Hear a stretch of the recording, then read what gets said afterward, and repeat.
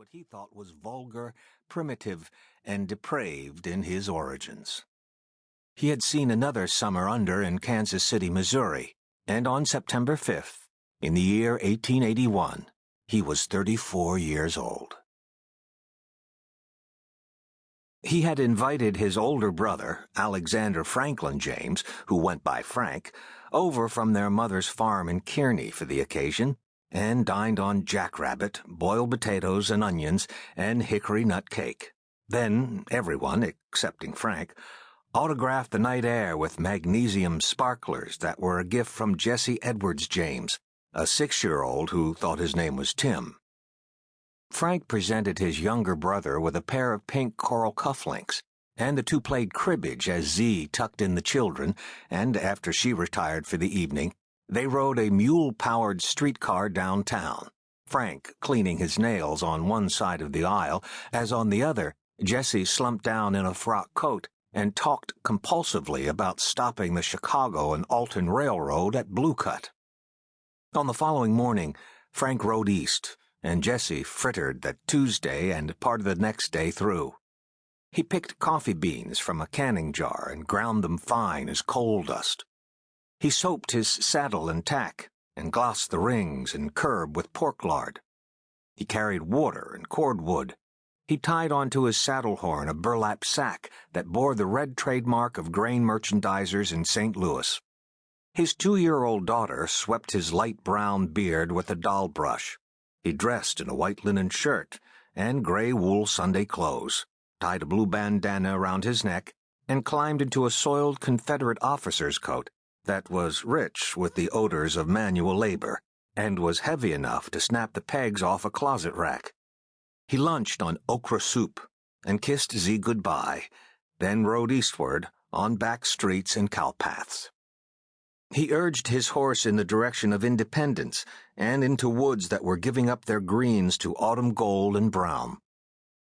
Jackson County, east of the Kansas City limits at that time, enclosed a region called the Cracker Neck that contained ramshackle farms and some erstwhile Confederate Army guerrillas who routinely sided with the James Gang and provided seclusion to the outlaws following robberies.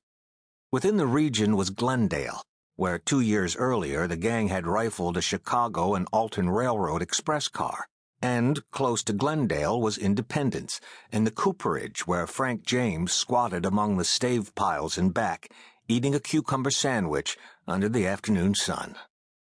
Frank was 38 years old, but looked a homely 50. He was 5 feet 10 inches tall at a time when such height was above average, and weighed about 150 pounds. He had ears nearly the size of his hands, and a very large, significant nose that seemed to hook and clamp his light brown mustache. He was a stern and very constrained man. He could have been a magistrate, an evangelist, a banker who farmed on weekends. Rectitude and resolution influenced his face and comportment. Scorn and even malevolence could be read in his green eyes. Frank untethered his mount and swung up, and the two brothers ambled onto the eastward road. The James brothers pursued eccentric routes, Jesse weaving right or left in his boredom, bending extravagantly from his saddle as he steered, shouting questions and assessments across the open to Frank. They meshed inside the woods, Frank ducking under an overhead bough that whopped dust from his coat shoulder, Jesse yanking his horse right and into a coulee where it noisily thrashed fallen leaves. Ahead was brown shale and green ferns and humus where the sun was forbidden, and then 2 naked trees connected by 20 feet of hemp rope, to which had been reined a considerable number of horses.